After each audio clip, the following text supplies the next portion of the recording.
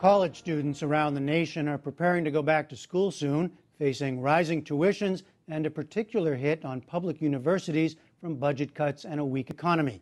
NewsHour correspondent Spencer Michaels reports on the fallout in California. The signs are everywhere. California's vaunted higher education system is broken. How about the N=1? Recently regarded as one of the top systems in the nation, California's public colleges offered places for all levels of students at affordable rates. But today at San Francisco State University, with nearly 30,000 students, and at all 23 of the California State University campuses, the squeeze is on. It's really hard to get into the classes you need. I took a math class last semester. It was an online math course. There are over 200 students, but we only have 2 to 3 teaching assistants to grade our homework. So it's ridiculous. What are the sellers of items? Nationally, higher education funding is expected to drop $5 billion this year. In California, such cuts affect both the elite University of California, or UC system, with 187,000 students, and the more broad-based California State University system, or CSU, with 420,000, the largest university system in the country.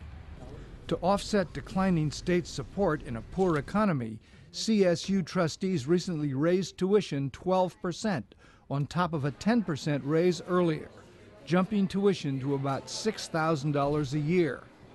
Though nearly half the students in the system receive financial aid, for the others, the raises have been serious.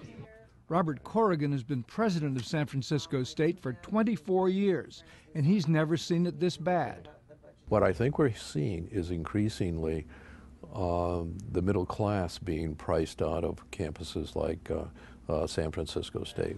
But Corrigan says he does understand why college budgets have to take cuts like everything else.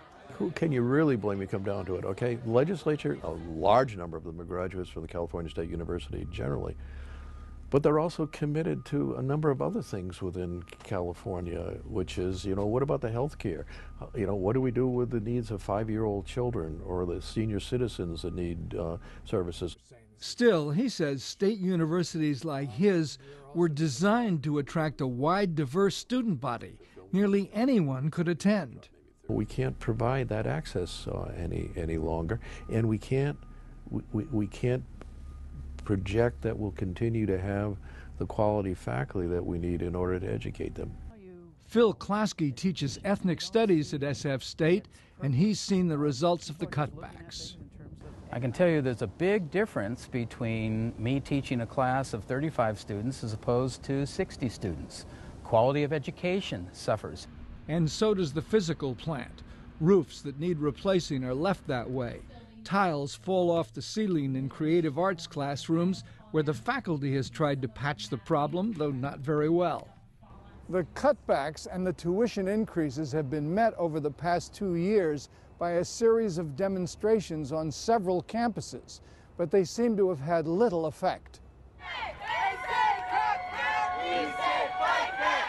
Ethnic studies teacher Klasky, who has taken part in the protests, lays the blame for poor state funding on inequities in the tax system. Once the public understands fully the impacts of these cuts on education, they will rise up and demand that we stop giving away these huge tax cuts to the richest Californians and the richest corporations, and California can return to become a model for the nation. But others believe the situation is more complex and perhaps more long-lasting. The University of California at Davis is part of the 10-campus UC system, the jewel in the state's education crown that includes Berkeley and UCLA, ranked among the top public universities in the world. Cutbacks and tuition hikes here have jolted Davis Chancellor Linda Katehi, who is trying to preserve her school's high reputation. She thinks the state legislature's failure to fully fund education reflects a shift in values. What is happening with higher education that is not anymore as high in the public's mind and not as high on their priorities list. And as we deal with an economy that is not going very well. I think the public worries about their well-being, about their health care, about their ability to live well after they retire.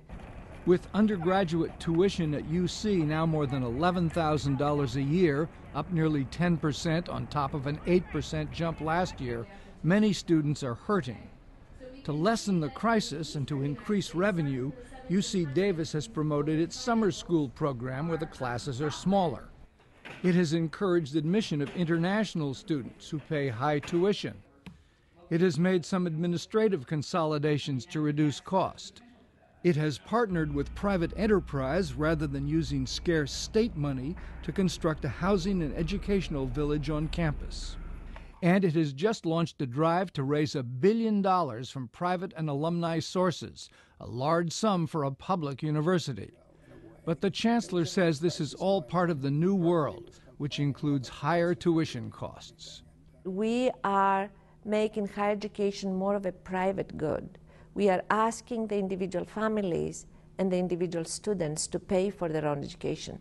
The time when the state was the main contributor to the cost of higher education is gone.